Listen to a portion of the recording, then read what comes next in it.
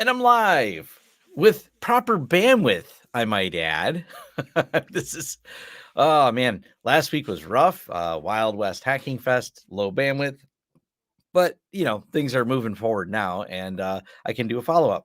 The whole challenge of doing a hacking event in Deadwood, South Dakota, is there's not a lot in Deadwood, South Dakota. There was just a lot of hackers there, which ate up all the bandwidth, which was very finite. But it was fun. It was a great event. I'll talk about that more in a moment. I have a couple things I'll be talking about today, and I put XCP-ng 8.3 in a list because it's at full release now, and I'm going to do some videos on it pretty soon. We're actually kind of, getting a lot of things ramped up for clients. It came just in time. We're literally the team from CNWR was in a data center late last night, racking servers, loading 8.3 on there. So that's going to be I'll be able to talk about some of these projects as soon as kind of recap on them for people asking about production. And I mean, data centers is where this is going. People always ask me, like, do people use this in production? I'm like, all the time. That's what we do. Back over to the Wild West Hacking Fest. So that event is first time I've been. Super cool. Got the shirt on. It says, Wild West Hacking Fest, Deadwood 2024. And definitely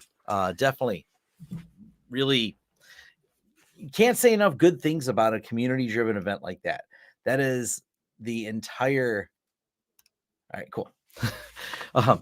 That is so much different when you go to community-driven events because it's just like such a good feeling with a bunch of people who aren't just vendors, aren't just there to, just sell with a quota and scan. If you've ever been to any corporate events, there's always like the badge scans and the follow-up calls that come later. There's none of that. That's what makes Wild West Hacking Fest like a proper good hacking fest. I think it's just so much good community there. I spent hours till my voice was hoarse. I did not know so many of you would recognize me there. And that's just amazing. It was really good because vanity numbers are fun and all, like, hey, cool, 1,000 people watch my video or whatever. But knowing that people come up to you and then they say, hey, you helped me with this understanding of this particular technology, I just want to say thank you.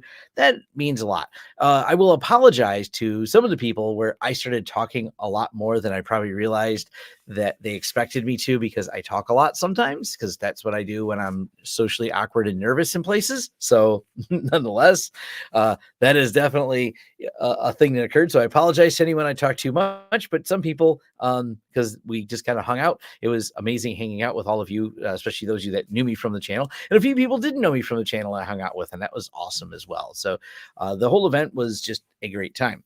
Now that we got a few of you over here, I want to mention essentially thank you to ConnectWise, because they are the current sponsor this month, and I'm doing some cybersecurity stuff. I have a webinar I just did recently with them about talking to your clients about cybersecurity.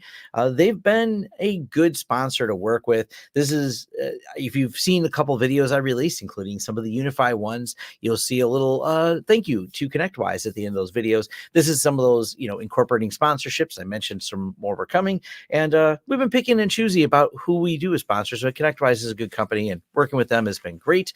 I actually plan to do a few more things. There'll be a few more podcasts I'll do with them, and I might bring some of them on. We talk a little more about cybersecurity and things like that. So we have some other ideas in the mix. But thank you, ConnectWise, for sponsoring the channel for this entire cybersecurity month. And there'll be a few more mentions of them on the channel. But hey, got bills to pay, and many of you were very welcoming at Wild West Hacking Fest in terms of me bringing up the ad question, because I do have an ask always where I try to engage with the audience, like how much should I push on the ad thing, like how turning off is it, like I need to pay the bills, what's the methodology that you think works? And all the feedback I got in person was really nice, and actually a few someone's sent me an email that was really nice as well. So I really just want to say thank you to anyone who's taking the time to reach out and things like that. As people have been learning, Tom does reply to like general inquiry emails. I sometimes, but not always, I do reply quite a bit to people who say, hey, can you help me with something? I almost always just reply with a forum link. So for those of you that just want to randomly email me for tech support, just start at the forums, because that's where I'm going to send you. Throwing it out there. That does include all the DMs I get on Twitter and on Discord and on Facebook. If you just come at me like, hey, can you help me set up OpenVPN? I have a question. You're probably going to get a forum link. Throwing it out there. So just so people know. Let's see here. This is worth mentioning, though. Moved your TrueNAS install to Electric Eel release candidate 2. Loving it so far, but the expand function doesn't. I did a video on the expand function. I follow my video on it because I did it on release candidate 1 was when I was doing it. So I didn't test it again in release candidate 2, but I can to see if something didn't work or there's something that got broke. But I don't know what error you're getting on there. 8.3 is more streamlined. I love it. Better than Proxmox. I feel the same way. I really do like XCP-ng 8.3. You've got me into pfSense, TrueNAS, and being better at networking, security, and storage. So thank you very much. Hey, awesome. Definitely glad to hear all of that. I actually think one of the more funny things that someone had said to me that made me laugh was they do red team pen testing, and they said my video was helpful because the person they were pen testing was using some of the things I said. So it gave them a better understanding of some of the different things like pfSense that they were less familiar with, which I thought was kind of funny. Let's see.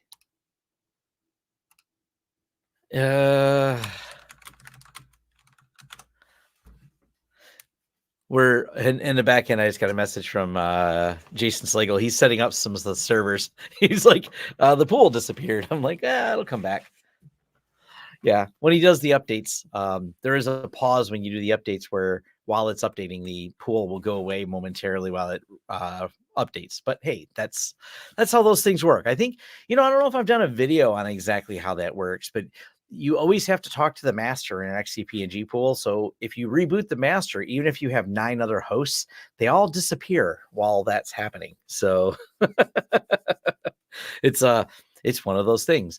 One of the other things I want to talk about is seeing that it's released. I have to do a few videos, and I got to find the tab now,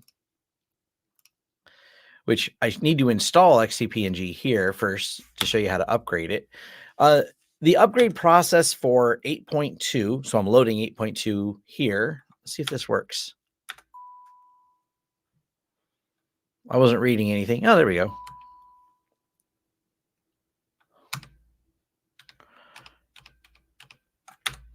All right. This is Live Life Dangerously. Yes, the password was 1, 2, 3, 4, 5, 6, in case anyone was listening to me type a sequential set of keys.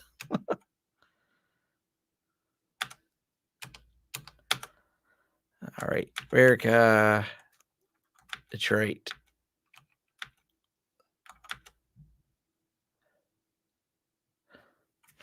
There we go. All right, what I'm going to do is show you how to do the upgrade to the new version. But while this is doing this, I'm going to open up another tab and show you how to update. If you've already running a release candidate, I left one of my servers that was off. It's on now. And we are going to show you with this one here. This is on release candidate. So this is 8.3, but it's the final release candidate of 8.3. So let's go ahead and patch it by hitting install patches, and it'll be on full 8.3 after we do this. So all you have to do is just install, update. You could do it in the command line and yum update this as well. We're just going to do it from right here, and that'll update this one. Just installing the patches on it. This is the one that's I should be showing. This is the one that's on 8.3 already. But I'll show you how to do the in-place upgrade for 8.2 as well. I figure I'll do it on a live stream to show people how easy this is to do. None of this is particularly difficult to get set up. This server I want to get patched and running because I want it to be put in some use. I got to take it down there. Look at all these CPUs on this. This got so many cores. As soon as these patches are done loading. Whoops. Yeah. Okay. It's installing them. Or no, I didn't click OK. There we go. Oh, I did. That's why now it's got an error because just installed them all. All right. They're done. Well, it's patching it in the background. It'll do that. So, all You helped me jumpstart my home lab, and I got my coworkers into it as well with your videos. That's awesome. Thanks for the content. Any thoughts on a new UniFi small PoE switches? Actually, yes. I like the all the new switches and everything that pfSense is. pfSense. UniFi has been coming out with has been solid.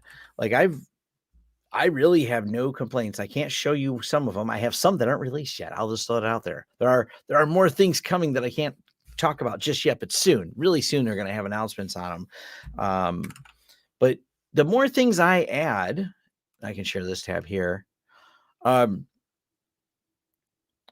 this here, the new mesh one. I have the video I'm working on next. It's going to be the new mesh. It's really cool how all these work and how easy they are to set up. So these are definitely some of the newest lineup that they have on there. This was a little confusing at first, and it's been sorted where how you do the network override for it to get it on the network you want. But yeah, you can do ensure all the new VLAN tagged on all upstream switches, port allowed reachability.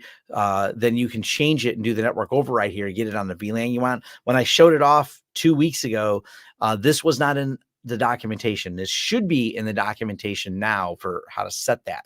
I have the other devices as well, so I will be able to maybe grab one real quick.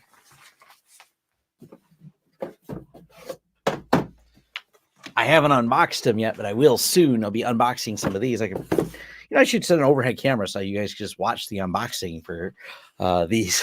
But it's going to be nice because all of these are going to be. Hold on, we got to make this full screen before we do it, right? Because people like this part where you. That's satisfying, right? Look at these fancy things. Get it out of the box. I will thank Matt Fox, and he didn't even know I did this a long time ago. We did a site-to-site with some of the other site-to-site stuff by setting up in our cars, and Matt said, that's a great idea. You should do that. And I said, yeah, we did it once a few years ago, but he's absolutely right. We should definitely do it again. And so I will take these up to my office and set up some site-to-site outside and show how good they work, maybe inside of a car.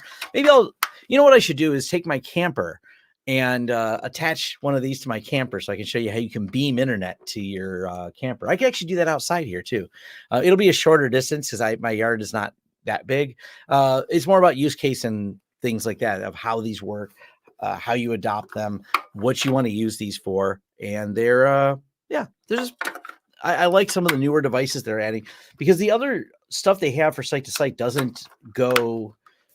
It doesn't not all the equipment integrates into the UniFi controller. This, because it integrates within the UniFi controller, I think is a huge win. And I actually kind of have a solid use case. I want to put another camera elsewhere, and I could run a cable, but that's a pain, especially because this is residential where my studio is. So I was thinking I could probably start using these to actually run the cameras onto my shed, and I don't have to try and bury and trench a cable. So definitely some use cases for it. All right, let's get back over to the host here. So, yep, this is just waiting for a reboot to apply update. So we'll go ahead and just reboot this thing. Do you want to restart this host? Of course, I'd love to restart this host. Let's see while that one's restarting. We're going to finish installing this one. Installing supplemental packs. Nope. Let this one complete its install, and I'll show you on a live stream exactly how to do the update. I'll make a more concise tutorial video on how to update to version 8.3 of XCP-ng, but generally it's pretty simple to do these updates on there. By the way, this is a Q&A. Feel free while we watch this little bar go across to throw questions you have about anything else. Oh yeah. Cody and me will be at the UniFi event next week. So we'll be hanging out. I believe Chris from Crosstalk Solutions will be there and a few other people. So definitely excited about that. Is Aegis still your recommended TOTP app? I'm thinking of switching from the YubiKey TOTP. Oh, absolutely. I have Let me see if I can pull it up here and pull something up that doesn't matter.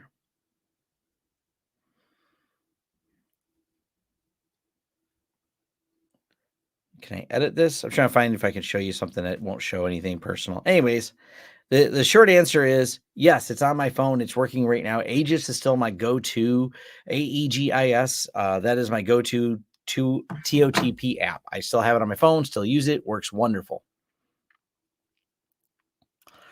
The 8300s, let's pull those up. That actually went really well. No problems there. Those are that's part of the data center work we're doing right now is the stack of 8300s. Yeah, these are all installed. These are racked in a data center right now. I believe these are the ones that just went to the data center. People ask why they're dual power supply and everything. I'm like, because you don't want to have to drive out to the data center if one power supply fails. I mean, that's why we have those in there. The next ones now, the ones I'm excited about setting up are, let me find them real quick here.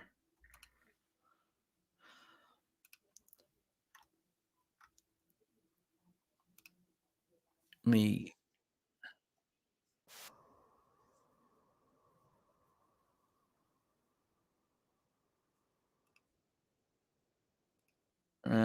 we go. These servers are particularly exciting. These are the really nice, they're 2U, but 4-blade servers. So we have a few of these that are going to be installed, and Rubric uses these. They're just super cool. So these I plan to do a lot more video on, and this is what the front of those nodes look like. Node A, Node B, Node C, just super cool. Oh, I'm doing a B-Link video as well. So that's what these other ones are. I'm almost done with that. But yeah, those are super cool. I have not done as much riding as I'd like to because I was traveling out to Deadwood. I spent a week out in Deadwood. It was wonderful. But yeah, I'm definitely, this weekend, I'm going to zone out and do some riding.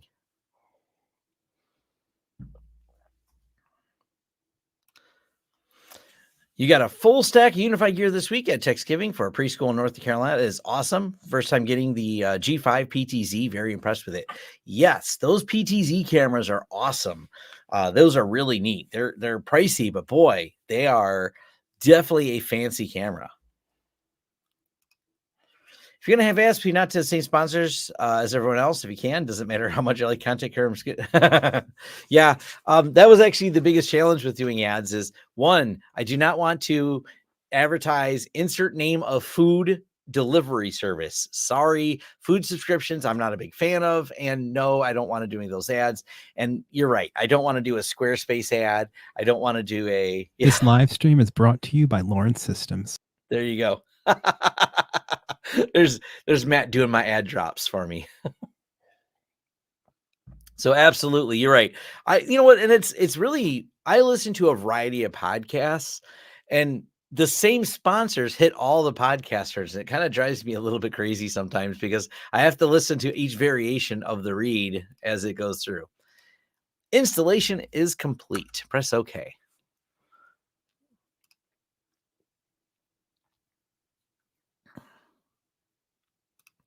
We'll eject. Make sure it boots. And by the way, if you're wondering how you install XCP-ng inside of XCP-ng, you just got to check the little nested virtualization button right here. That's what allows that to work. In case anyone was curious on that. Oh man, especially the VPN providers. This is definitely not brought to you by insert name of whoever VPN provider you hate the most. You know what? Because you're in our Discord, message me and Matt. Start a chat because me and Matt's probably going to drop some stuff in there today about we're working on some other new sponsors, and there are going to be some common ones. I think we're going to work on something with Micro Center. That's not a bad sponsor. They're pretty easy and not too egregiously over what they want. Applebee's, call us. Yeah, Applebee's, yeah. Feeling good in the neighborhood. I think that's their slogan. So I have not played with the NVR Enterprise yet. I have not tested it. All right, here comes the fun part. So now we know the IP address of this and we can connect to it and push all the updates. So let's go ahead and do that by going here to settings, C.42 server,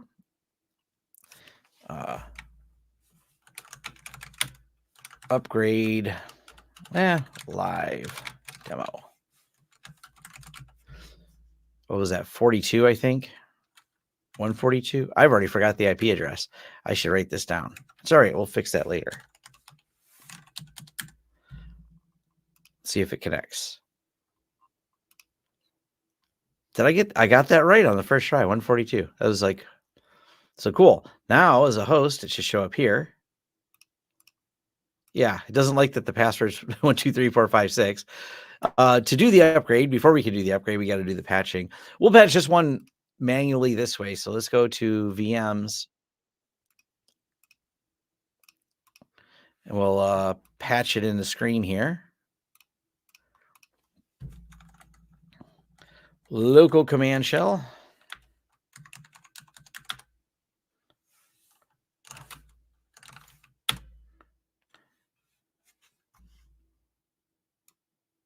And all you gotta do is say yes, and this will fully patch this one. Then we're going to do the upgrade after we fully patch it.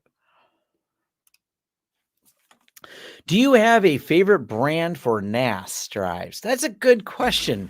I hate them all equally, so I think that's my best answer. Like I haven't found any of them that I don't. I used to love a lot of the HGST drives. They were just so trouble free. That ship has sailed. Apparently, the ones that are very problematic for me lately have been.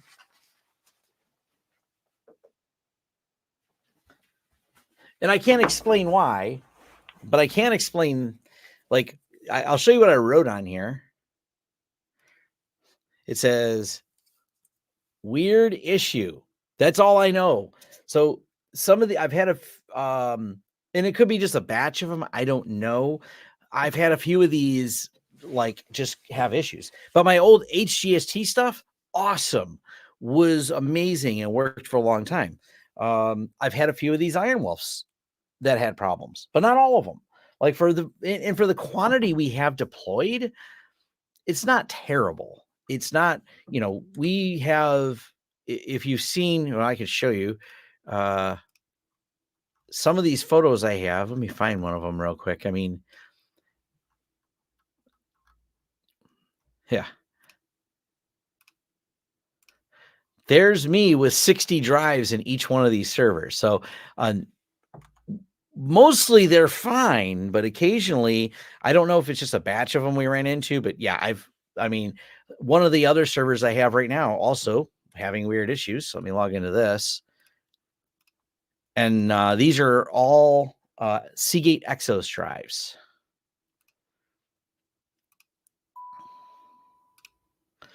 And this one, yeah, right here. Current bunch of unreadable sectors again. Kind of weird. The drive just drops sectors. I have two of them doing this, and it's really just super annoying. I can't exactly put my finger on it because the drives are still working. They haven't faulted the pool, but they definitely just kick off some errors once in a while, which usually tells you the drive's going bad.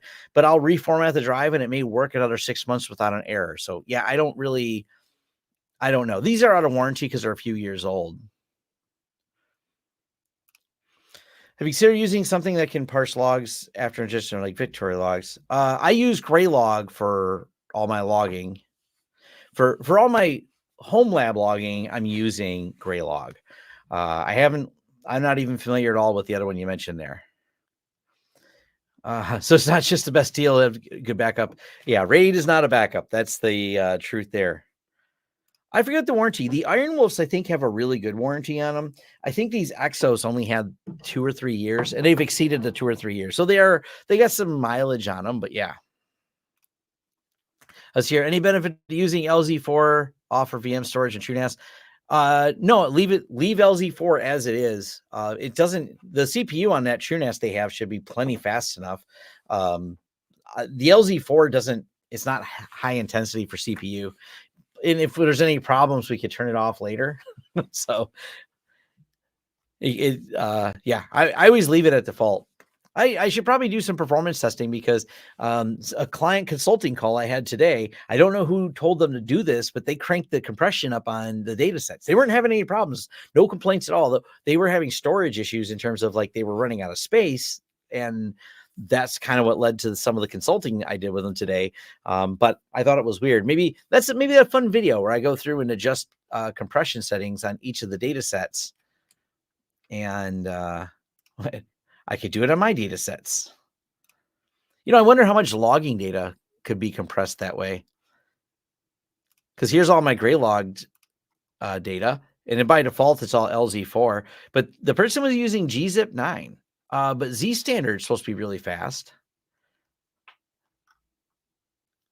I think it's called ZTSD. I'm pretty sure it's called Z standard. I should look that up. TD compress. Yeah, Z standard. By the way, if I'm not mistaken, Z standard also was something brought up. Facebook came up with it.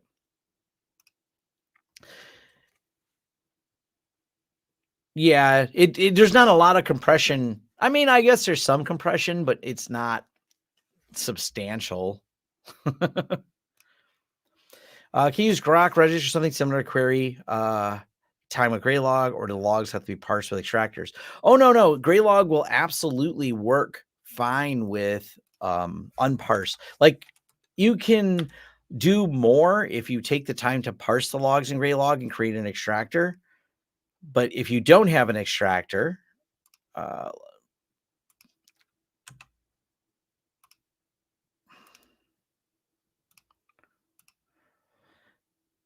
so if you have like a lot of this data is unstructured, so I can go in here, like this is not, there's no part, I just never bothered writing parsers because if I need to look at something, I can just look at how I want. Like right here's that R740 lab. I like that. Found with 80 CPUs, blah, blah, blah, blah, blah. Cool. I can go through all this data, but if I needed to find something like here's a piece of data, there's a unique identifier. So let's go ahead and copy. And you can just start, it works very similar to regex. You can do matching. So now I can filter it to just that. Now, and obviously that data is not structured. So you can completely do that with Graylog of building it out, putting it in there in an unstructured way. There's not much data for this.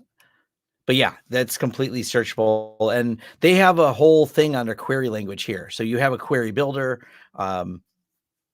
They give you all the syntax to write all the queries. I like that you can even copy and paste them right in there. But yeah, so you got all kinds of, similar to regex pattern matching.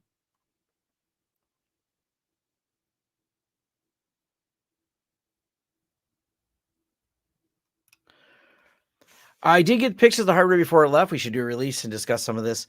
Do a talking head show. Yes, absolutely. Well, this one and the other one we're doing, Jason, with the 4 servers. I mean, there's no client data that we need to share at all. So I absolutely think talking about this is like, because it's fast, it's fun. It's just like the GPU server that we built for the other client. Like that video has over 100,000 views because people really like seeing the fast hardware. I mean, I do have pictures of, or hold on, where'd it go? Like this here, like we can talk about all this. It doesn't have any customer names on it. And yeah, I'm excited when we set these things up. These are going to be awesome. I want to get my feet wet with pfSense. What hardware do you recommend with a minimum of 4x 2.5 gig ports? Netgate 4200 is too expensive. Well, you can build it on any hardware you want. So any x86 hardware will work for building pfSense on. So it's not like you have to buy the pfSense stuff.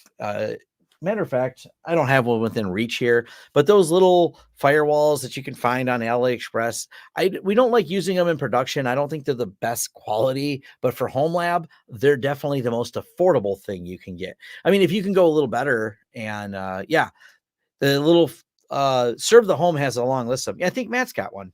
I sent one to Matt. There we go. How many ports are on that one, Matt? 5. There we go. Right. Yep. There we go. Yeah, Matt's got one. So yeah, those are great. What model is that one? Does it even have a model number on it?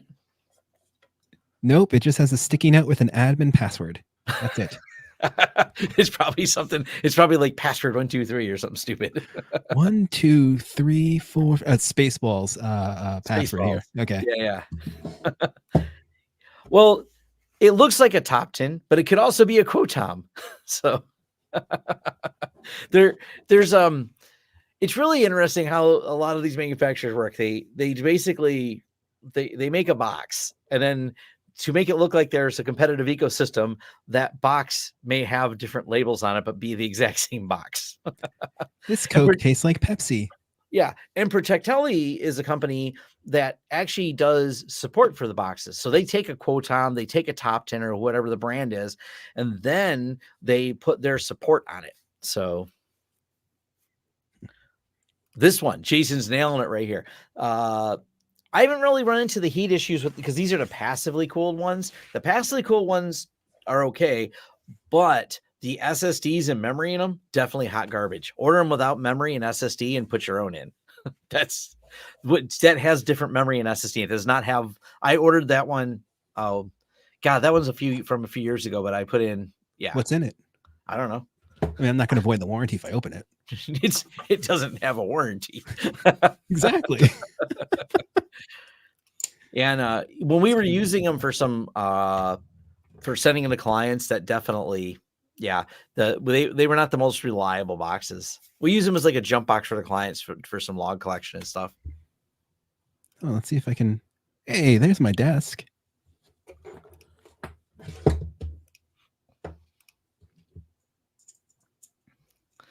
He's gonna open it up. Yeah. A brand you've never heard of and never will again. Yeah, they Linus Tech Tips did a great job. I think it was a Tech Quickie video, and he broke down why all these companies and the tooling they use to find company names that are basically random letters, and then sell these things on Amazon. Even though it may be the same product, they each keep starting up a new company name. Like when you find a hard drive company that's just a bunch of letters from like Wheel of Fortune? Yeah. Okay, then maybe I did put that you put that in there. That's yours. No, that's my thing. Yeah. I'll say there's a chance Tom stuck a cheap hard drive in that. Does this slide open, or am I removing the screws from the back as well? I'm guessing I'm removing the screws from the back. No, it's just somehow that bottom pops off. I don't know what it's it is. Pretty good in there. Huh? Weird. I don't want to. I know I've opened it before. Try using a flathead and just see if I can pop it open. I don't want to totally destroy it, but it doesn't feel like it's got any leverage in there to pop anything open yet. Weird. Okay. Somewhere. You can just watch me. Hold on a second. I'll be right back. He's going to go grab a bag and pull it off. All right. We got this. It's opening one way or another. It's opening up. I'm taking out the jaws of life. Yeah. Keep going. I'll see if I can get this thing open while you're talking. Yeah. See if you can push it through the middle. I don't think that's how this one. I'm pretty sure this is just a plate that pops off the bottom. I could be wrong. Kind of looks like it, but it's not budging whatsoever. It feels like it's still mounted someplace. Weird. It's been a while since I messed with that one. Like it was kicking around for a long time. For a while, it was my firewall.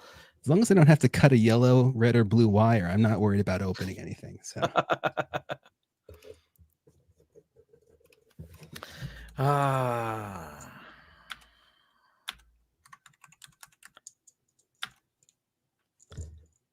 This one should be all up to date now. Oops. Reboot it, and then we'll do the in-place upgrade on this one. Show people how that works.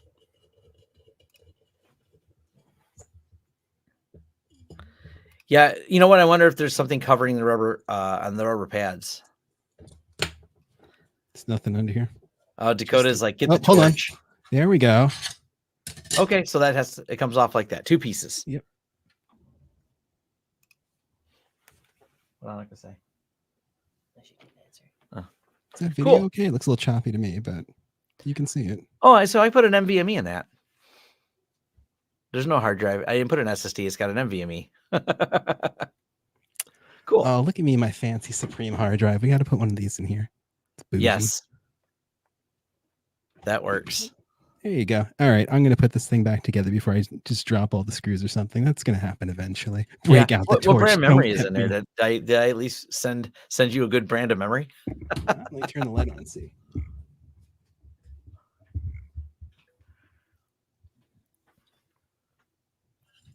Maybe. How Team cheap was Group? Tom on this one? What? Team Group. It's the name of Okay. the company out here. I did not put quality memory in it, but it never had a problem, so that's why I didn't swap it. Well, we're So going to you got start cheap working memory on in there. Hey, we're going to work on this soon. I got cheap memory. I've got this cheap little server I'm going to be building with all the 3D printed parts. Maybe we'll turn that into something and check it out one day. But yeah. All right, let me get off screen so I can put this thing back together. Yep. And this is rebooted so I can do an in-place upgrade. Yay. Team group memory is okay. I don't think I've heard of team group memory. So are you sure it's okay? All right. Now I'll do, like I said, a more in-depth video later on this. This is what I'll do for now. So we have this device. It's all up to date. It's running version 8.2.1, and you want to move to 8.3. Now, even if you have this configured and set up in your VMs on it, which I don't feel like installing a whole VM on there, the way you do it is, and we're going to go ahead and just, I'll do it from here. Reboot or shut down server.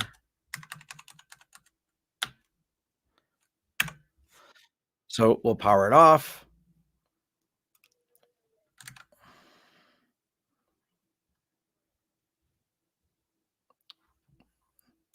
Go to our disks here. 8.3. I have all the versions on here because someone told me something was missing from one of the other ones, so I've got them all. So we'll do this. Then we want to make sure the boot order is set properly, which I believe that is right here. Put this above. Save. Start. Console.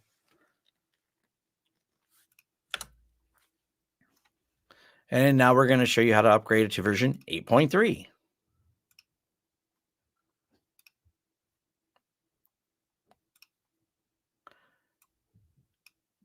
Loading image. Takes a second to load. So Team Group is decent budget RAM NVMe SD. Fair enough.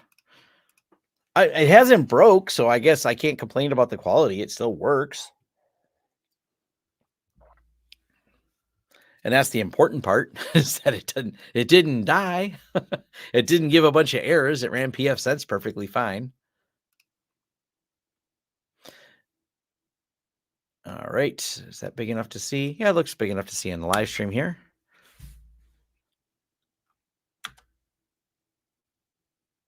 Checking for existing products. Accept.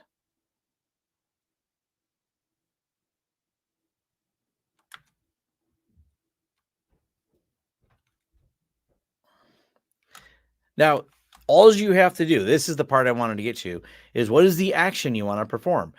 When you do the in-place upgrade, when you can actually reinstall over the top. It'll grab all the VMs, all the settings, do everything else. You don't have to this is a single standalone host, so it is possible to upgrade with the VMs on the storage. Yeah, it'll upgrade and everything. So now we can go ahead and say upgrade. The installer needs to create a backup of your existing installation. Hit OK. Searching. Live dangerously. Skip verification. Now it's going to install. Preparing for installation. Backing up existing installation. I've never done a video on this. You got to do some command line trickery to do the restore. I could be wrong, but from version 7 to 8, they didn't have any easy way to roll back. I don't know if they do from version 8.2 to 8.3 or not. We'll find out because I've actually not done this before. So we're learning this one on the live stream all together. We'll find out how that works. But yeah.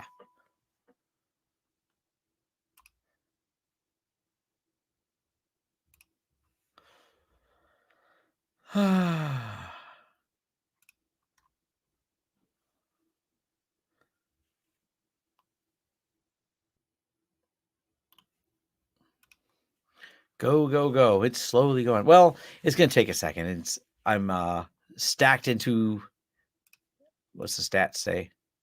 I don't have the guest tools installed, but yeah, it's going. It's just got a lot of disk writing to do. Leave that there. All right. Feel free to do more Q&A. I see Matt wandering around in the background here. I think he got it back together. What else was I going to talk about while this is doing it? We answered the gray log questions.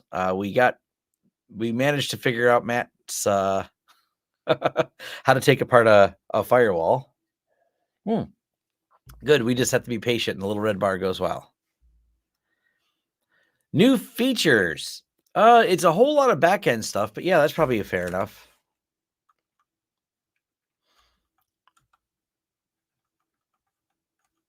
Where is that list?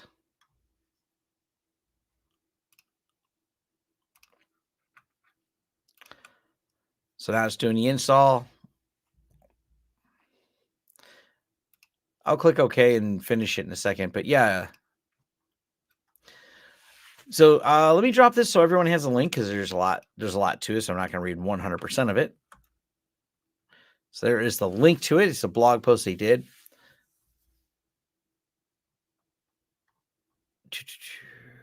There's a lot here. Oh, yeah. So this is the upgrade process I'm walking through. I never tried it, but I'm doing it from the instructions here. So first is the new theme. You may have noticed they've when they first started this in 7, they still had a lot of the Citrix branding in there. They've moved away from the Citrix branding, and now it's all their own XCP-ng branding. I like the slight nuances, but updated UI and interface you see here. XO Lite comes integrated. So once you reboot this will have XO Lite integration with it. XO Lite's not complete, but it's getting there. Is essentially a way to manage all the VMs without having to load XO. Now, they are constantly working on this, and because of the way it pulls, it actually auto updates really easy. It's just pulling a bunch of web app stuff down to the system that then connects locally to the system. It's kind of a clever way they've got it set up here. I won't go too deep into it. The interface is really pretty. This is what the new interface for Zen Orchestra 6 will also be looking like. But it just I'm gonna answer that question in a second, but I really like where they're going with it from a UI perspective. But it is not very feature rich right now. Did you see the remainder of the badge challenges? No, I did not. For the Wild West Hacking Fest.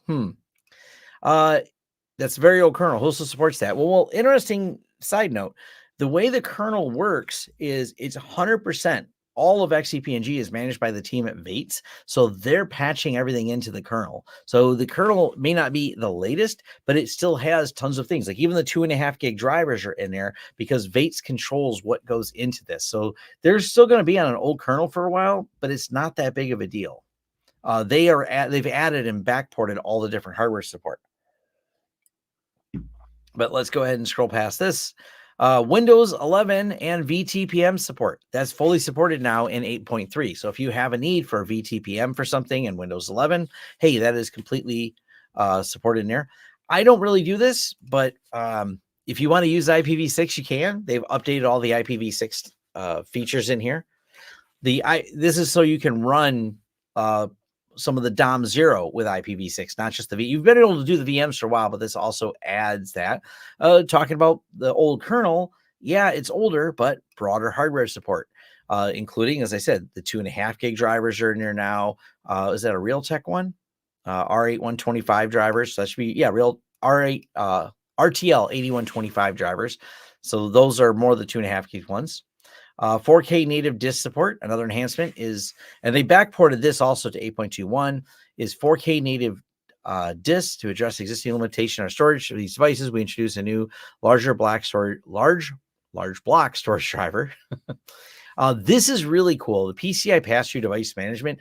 This is invalidates my version 8.2 video I did where I talk about how to pass through PCI devices. This is all in the UI now for 8.3. So when you're using the latest in Orchestra with 8.3, you can just check the box and pass things through. It's no big deal now.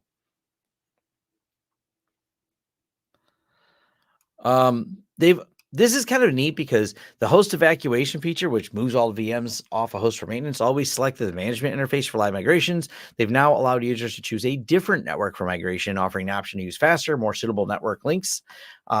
So now your migrations, if you have a faster high-speed link, but it happens to not be your management one, you can switch that to be the preferred one on there.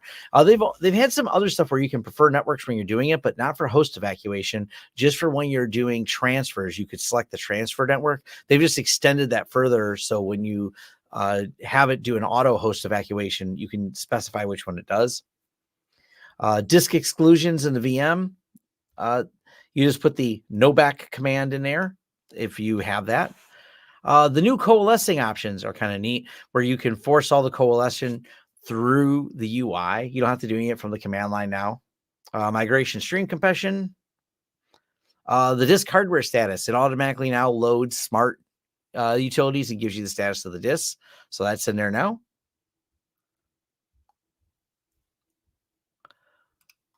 What else we got? Better installer. Memtest 86 is in there now, which is cool. Message granularity. And what else was there? Oh, UniFi secure store. So you got secure boot in here, but they enhanced it more. I didn't really look into that much. Oh, yeah, it's how you do the certificates. I don't know. I don't always need to do that, but if you have a need for it, it's there. Now, this is kind of cool. Certificate verification between pool members. If you wanted to, and by default, you get a self-signed certificate for the pool. You can now do essentially like certificate pinning and say implicitly, these are certificates you trust. So that's been added as an enhanced feature if you're worried about that. Higher vCPU, open SSH entrance. Now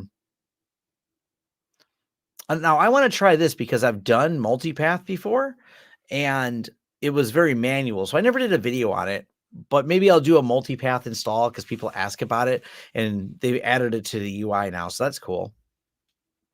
VLAN and X console. I didn't know they added that. That's cool. I don't usually look at the VLANs there, but cool that you can do it from the command line now. Well, you could do it with the command line by using the XC space PIF tool, and then you can manipulate all the VLANs from there, but they weren't shown in the XSO console before. New guest templates, automation improvements. That's cool.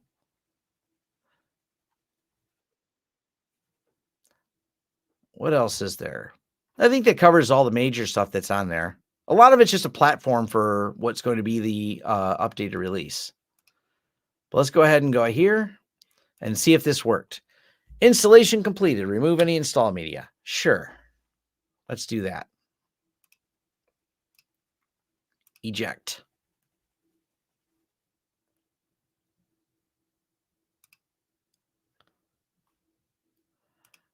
And will it boot to 8.2 or 8.3? We started with 8.2.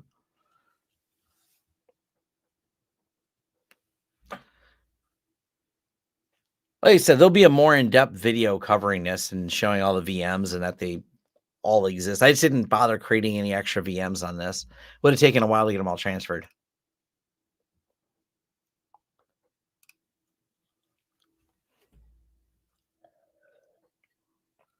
And there we are. Hey, look, the pretty new interface and everything else, all upgraded. And we're on version 8.3 now. Why do I have so many emails? Let me mute this. So there we go.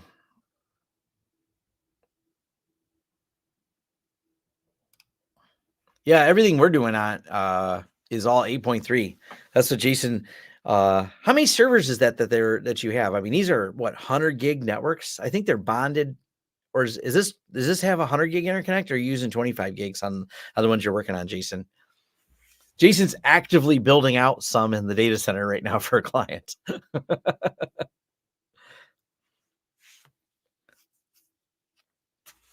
Lots of really fast stuff. Greetings from Spain.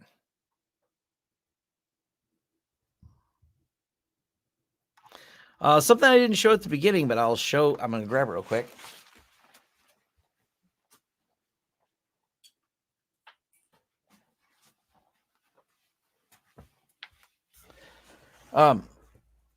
This when Jason asked about the badge, what he's actually talking about is the badge for Wild West Hacking Fest. So this is what the badge looks like. And hold on.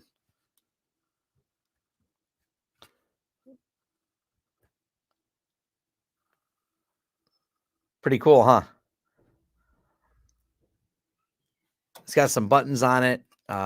You get the badge scans as part of a challenge. So this has got some sensors on it. It's got an NFC. It looks for a network. It's pretty slick. There's some. Let me show you. I don't have that many scans in this one. There we go. It tells you how many badge scans you got. This one was my wife's. It did not get many badge scans. But yeah, the badges at hacking conferences are always really cool. And they do things. There's always hidden stuff in there. Jason started like reverse engineering it, and it's got a little battery on it, so the badge is rechargeable. It's a little USB-C connector.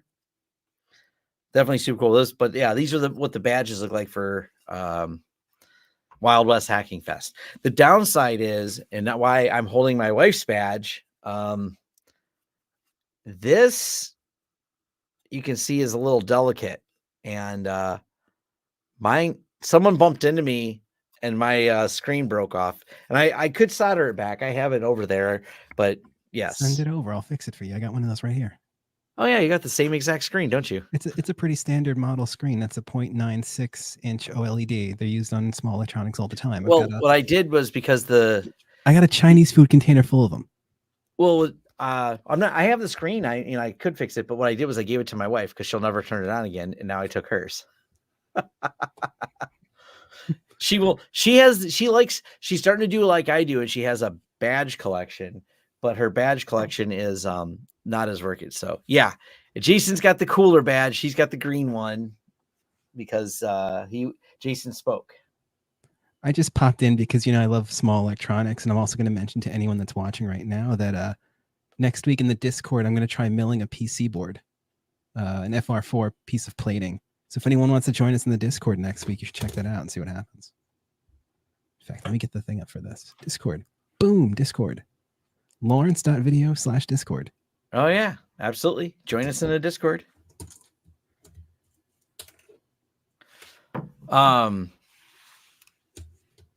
This is just 4 switches, R100 between the core, 25x2 for the storage, 10G for the host, 3 terabytes total RAM. 3 terabytes of RAM and 320 cores. That's a lot. Ooh, and Jason hacked the badge and has a scan for it. That's nice. Yeah, so the talk that Jason and Matt Lee did, I'm going to bring to the channel. It was a talk they did at Wild West Hacking Fest, so I'm sure some of you may want to hear that. I guess they do record the talks themselves, but we'll bring it to the channel. I'll bring Jason and Matt and do a little bit more like a concise, rather than watching a recording of the event. But yeah, they did some research on hacking and security at MSPs and talked about the tooling that's used. And it's kind of a fun security talk. So definitely Matt is still traveling right now. Matt Lee is. And when he's back from traveling, we'll get together and put a video together. Jumping on from Canada. Hello, Canada. I was there about a month ago. I was over in Nova Scotia. Happy stuff, man. A great place there. And for those wondering, I'll share this tab. There's all my badges. They're all hanging from the same pole that holds my lights for the studio here. There's all the badges that I have collected from going to places. I thought about putting them behind me, and maybe I will, because I'm going to build a second location for shooting in the corner for videos. And yeah, I might hang the badges because they look kind of cool.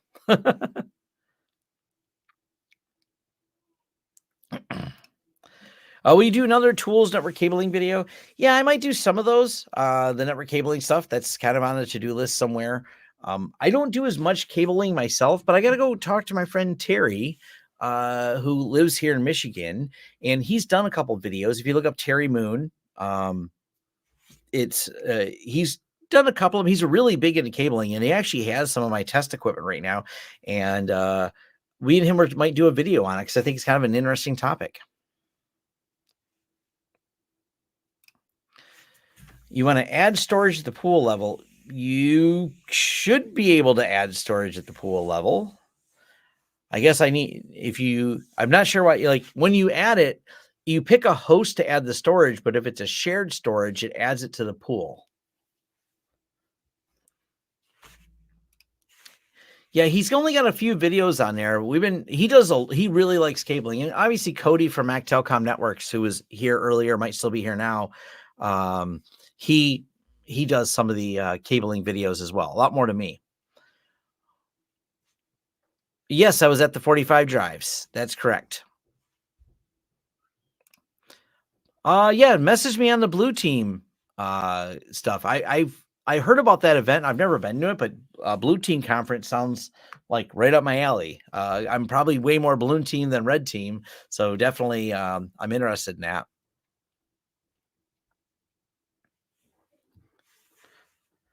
I want to point out something here because Jason was just bringing it up. I'll hand people some context of what I'm talking about adding storage to the pool. So if we take these, I have two pools here, and this pool's got there's two hosts in this particular pool. So if we go here and we want to add a new storage, you select the host. This is where it gets confusing sometimes.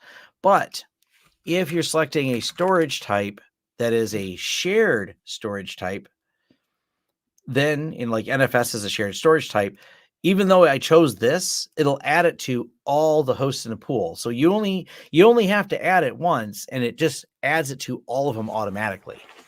That is a little bit of a confusion because I wish it said pool right here, but technically if I was adding a storage type of like a something local, they're labeled local. Otherwise, like if you're adding a ZFS storage, then that's different. Now the ZFS storage would be local, and it would only add it to this host in this pool. But if I choose one that doesn't say local, such as iSCSI or NFS, it's going to add it to all of them at once.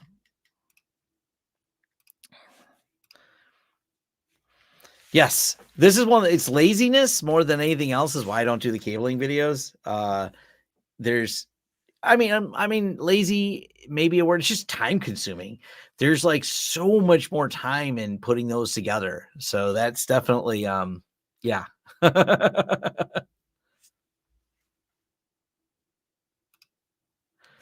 Here's a thought for a video: setting up UniFi switch that is in a DMZ and a separate pfSense port for that zone, but managed by the UniFi management plane. As long as you have, if you watch my videos where I talk about setting up a self-hosted controller with a fully qualified domain name, that works. It doesn't matter where it is, as long as it has a path back to the controller. The controller can be on the same subnet. The controller can be in the cloud. As long as there's a path back to the controller, because I take my UniFi switches and put them on completely different networks all the time. As long as they have a path to get back to the controller. And by the way, when I go here to my controller, whoops.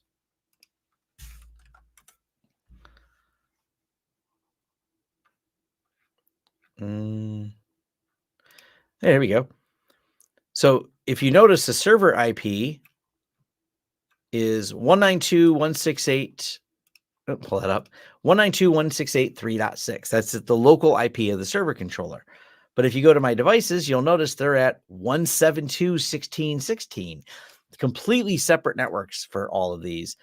So yeah, as long as you have that set up properly, because by default, local discovery works great, but you set the name of where you want it. And I've covered this in when I'm doing my self-hosted controller setup videos. You'll set like a fully qualified domain name. If you're using something like HostiFi, they set that for you.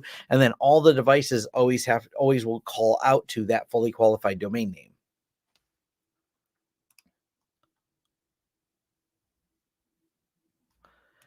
Ooh, it's in Chicago. That's even better. I like Chicago because it's close. Living in Detroit, Chicago's like a short trip. Maybe a video with discussion with all the mentioned parties. Yes, that sounds reasonable. I'm assuming you're talking about the hacking stuff.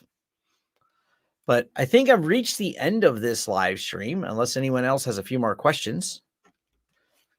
Because I'll go in a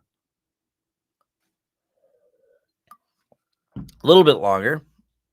So poll call from DMZ back to the internal network segment where the controller is hosted. Yes. Yeah, it's the easiest way to do that. And if you want to be really implicit, you can look at what ports are needed and only poke holes in those ports. You could also set a, IP reservation for the switch and just say, allow the switch to talk across there. I mean, ideally more granular is better. But if you restrict it to the IP of the switch, then away you go. But usually you're not putting the switch on a separate network. You're taking the ports and setting the ports to be what you want them to be. So it's not the whole switch you usually move to the DMZ. You usually define out some VLANs and you say, hey,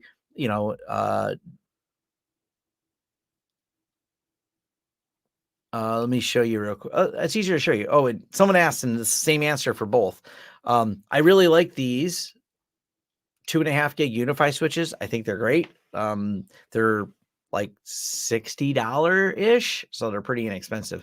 But if I wanted to manage the ports on this particular switch, go to the port manager. Maybe a different switch. Hold on. There we go. So I don't put my switch in the DMZ. Come on. Oh, I got it too zoomed in to scroll. Hold on. There we go. Couldn't see a scroll bar.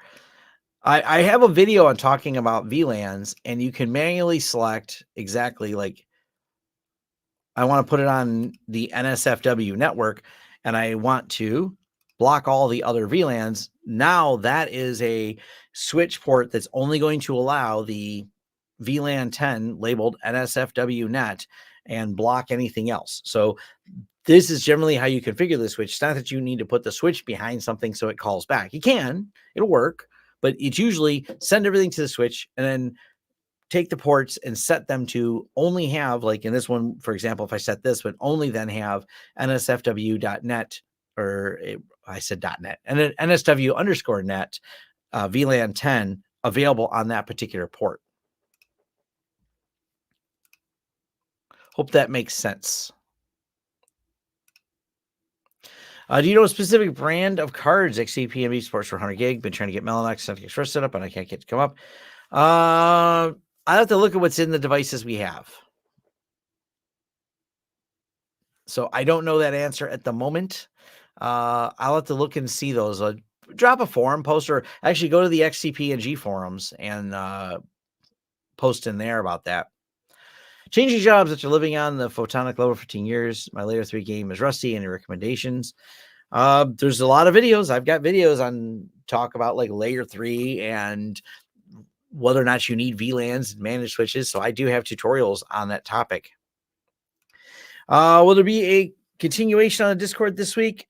No, I have too much to do where I would, because my daughter keeps messaging me. On the exciting note, my daughter was just accepted in nursing school, and I told the kids I'd take them out to eat. So that's what I think that's what these messages are that I keep ignoring. I don't know what's available in India, so I can't answer the question easily for you. So if UniFi is not available, maybe MikroTik, maybe TP-Link. They both make 2.5 gig switches. I don't spend much time with that hardware, so I don't have an answer for you, like what's the best deal out there for it. So yeah, no, it's exciting that she's already been an EMT for a while. So now she got accepted into the nursing program at the university. So she's pretty excited about all that. And some of you may have noticed if you've been watching the stream for all, my son wandered in here too. He wants food, and I think he's probably going to tell me that his sister messaged back and wants food, and then they want dad to take him out to eat. I said I can do all that. So, so I'm not going to do the Discord thing, but thank you everyone for joining. And I actually have to I'm going to message Jason next because I got to figure out what he said and get that sorted out as well. Yes, before everyone gets hungry, but I can do Jason as a phone call and get the rest of it sorted out. Thank you all of you for joining. And what I might do, and I see Matt's paying attention here, I might do some separate, because I wouldn't mind doing more live streams, and maybe I'll do like a Saturday live stream in Discord or a Sunday one. Like I'll just do a different day. That way I'm not trying to just exhaust myself with one continuous live stream. I'll just like start a live stream in Discord, and there's a bunch of stuff I need to finish, and you guys can like join me while I'm working on stuff. Why don't we do you have time to do that this weekend? I was going to work with some of the equipment that's here on my desk and start getting some of the home lab stuff up. I don't know for sure if I do this weekend or not, but I will soon. Because tomorrow we're having the all hands meeting for the CNWR people. So I'll be busy with that. And I offered to have people come over after, which tells me I don't know what condition Tom will be in on Friday morning or Saturday morning. I'm just being honest. Let's plan that soon, though. We did the keyboard build a couple of weeks ago in the Discord and had a great time. I wouldn't mind playing with these on a live stream, like going around and doing this. I can, it's like hit record and let's talk about it. So I like doing Saturday streams. Saturdays and Sunday I could probably do a stream, but I'll figure it out. You're gonna be like a modern day Bob Vila for tech. I love it. Yeah, I love doing this stuff, and I like sharing with the community while I'm doing it. Jason should jump on a live stream and just share a screen while he reverse engineers a badge. We should build one of those. This is an ESP32, some silicon and copper. Let's make it happen. Exactly. As Allison said, independent mat streams are not a bad idea. Mm-hmm. We're gonna have to talk about that. We'll figure out some cool stuff to do. Yep. Sweet. Depends on how hungover ends up Saturday from hanging out with us. Yeah, Jason is the encourager of let's break Tom. He'll say something like that, I'm sure. Let's get him the blue screen. See what happens. I'm incorrigible. Yes. Can we get Tom to blue screen? He just GPF'd himself. Oh man. All right. All right. Well, thanks everyone for joining the live stream. I'm going to go discuss with Jason about this, and me and Jason will also work on some, even if it's just a talking head video. This is some cool hardware we're playing with for this client. I think we could probably pull some screenshots out of it, Jason, and remove the names to protect the innocent. And we could pull some of that. I have some of the hardware stuff. I've been cataloging it, but we'll figure it out. Just a talking head about this install is kind of fun because that's some big numbers. That's a lot of processors, and 3 terabytes of memory is no joke. That number of cores was ridiculous. Yes. All right, man. Thanks everyone for joining. Awesome. Catch everyone later. Have a good one. That went well.